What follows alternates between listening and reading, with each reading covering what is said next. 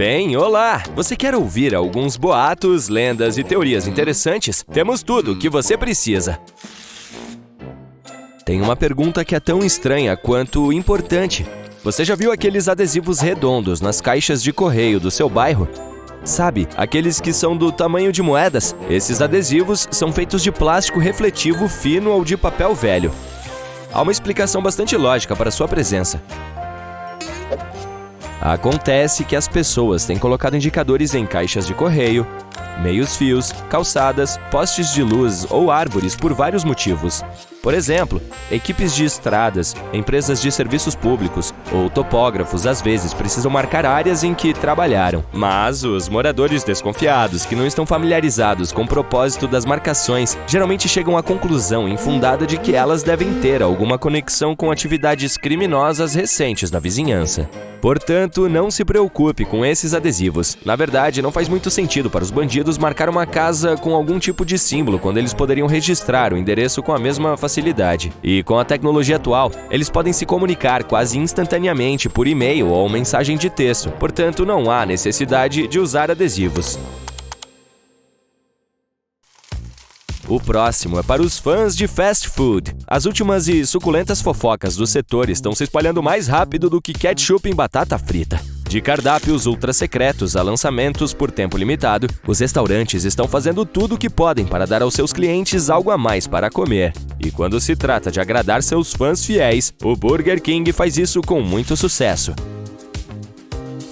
Em 1998, o Burger King causou polêmica ao anunciar o lançamento de um novo produto que iria revolucionar o setor de fast food, o Whopper para canhotos. Ele era igual ao Whopper original, mas com um toque especial. Todos os ingredientes foram virados para facilitar o consumo dos canhotos. No início, as pessoas ficaram céticas. Afinal de contas, os canhotos têm se contentado com utensílios paradestros há anos. Certamente eles conseguiriam lidar com um hambúrguer, né? Mas o Burger King estava falando sério sobre isso. Eles publicaram um anúncio de página inteira no USA Today para anunciar o lançamento. E a resposta foi impressionante. Milhares de pedidos chegaram e os canhotos de todo mundo se alegraram. Mas aqui está a pegadinha. Tudo não passou de uma brincadeira. O Whopper para canhotos era uma pegadinha feito pelo Burger King no dia da mentira.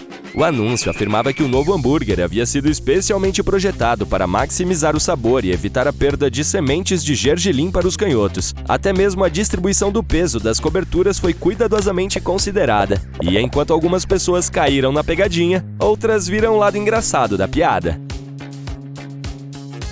É claro que o Burger King tem um histórico de pregar peças no dia da mentira. Eles até lançaram um vídeo para o Whopper Toothpaste na França. Portanto, na próxima vez que você souber do lançamento de um novo produto no setor de fast food, considere-o com cautela. Vamos continuar com a farsa dos anos 90. Naquela época, o mundo era obcecado por Furbies, aqueles bonequinhos peludos que podiam falar com você. Mas, ao que parece, alguns pais estavam preocupados com o fato de seus filhos estarem adquirindo maus hábitos com os Furbies. É isso mesmo. Esses bichinhos fofos foram acusados de ensinar palavrões às crianças. No início, os Furbies começam falando sua própria língua, chamada Furbish, que é toda fofa e inofensiva. Mas com o tempo, eles passaram a incorporar mais palavras em inglês em seu vocabulário. E é aí que as coisas ficam complicadas. Veja bem, todas as frases são pré-programadas. Portanto, tecnicamente, os Furbies não estão de fato aprendendo. Mas esses pais não sabiam disso. Em 2000, um Walmart na Pensilvânia teve que retirar alguns Furbies das prateleiras depois que os clientes reclamaram que os brinquedos estavam usando palavrões. A próxima lenda é sobre um videogame chamado Polybius, que surgiu em Portland, Oregon, em 1981. Mas o Polybius não era um jogo de fliperama comum. Há todo tipo de teoria sobre sua origem e propósito. Algumas pessoas acham que era uma forma de as autoridades dos Estados Unidos recrutarem soldados testando suas habilidades físicas e mentais, como em The Last Starfighter. Outros acham que ele causava aneurismas cerebrais e convulsões e era usado pela CIA. Há ainda aqueles que acreditam que se tratava apenas de uma versão protótipo do Tempest. Não está claro se o Polybius era real ou como todos esses rumores e histórias surgiram para começo de conversa. Há várias alegações sobre isso na internet. Agora estamos em 15 de outubro de 2009. Richard e Mayumi acabaram de lançar um balão de disco voador prateado caseiro no céu do Colorado. Tudo está normal até a parte em que eles começam a afirmar que seu filho de 6 anos, Falcon, está preso dentro do balão enquanto ele está voando a 2.100 metros no ar por 90 minutos. O incidente é conhecido como a farsa do Balloon Boy e rapidamente se tornou uma sensação mundial. Helicópteros da Guarda Nacional e a polícia local estavam no caso, perseguindo o balão por 80 quilômetros até que ele finalmente aterrissou a cerca de 24 quilômetros a nordeste do Aeroporto Internacional de Denver. Mas, quando abriram o balão, Falcon não estava em lugar nenhum. Na verdade, Falcon não estava no balão.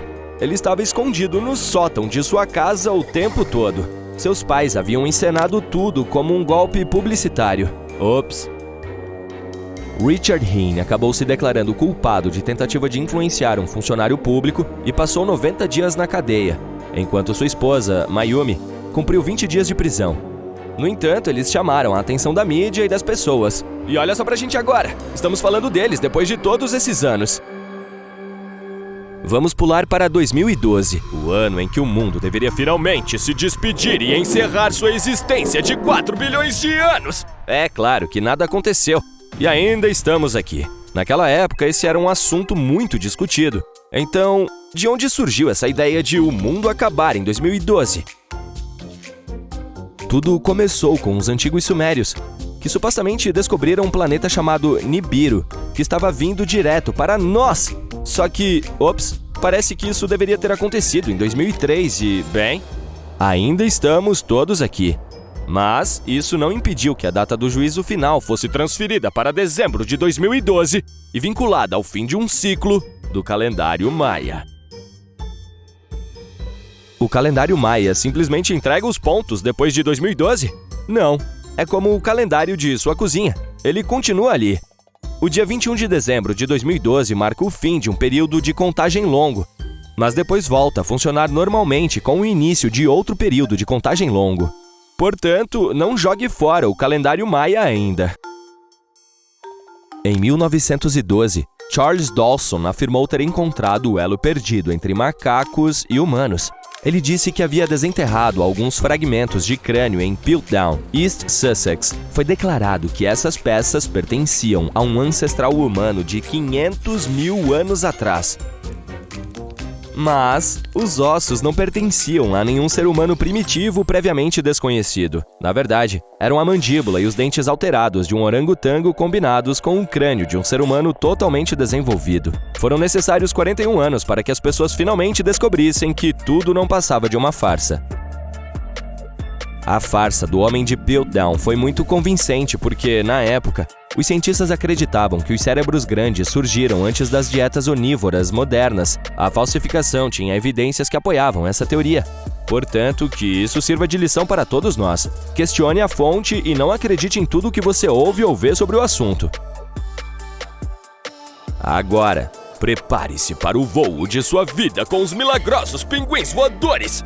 Em 2008, um trailer de filme da BBC criou essa farsa. Essa pegadinha envolvia um falso documentário chamado Miracles of Evolution, Milagres da Evolução, que supostamente mostrava pinguins Adele voando no ar. A história foi amplamente divulgada em vários jornais, incluindo The Daily Mirror e o The Daily Telegraph, e até enganou alguns leitores, fazendo-os pensar que era real. Mais uma vez, vemos como o dia 1º de abril pode ser e por que devemos ser céticos com relação ao que lemos e aquilo em que acreditamos. Foi divertido revisitar essas lendas, você não acha?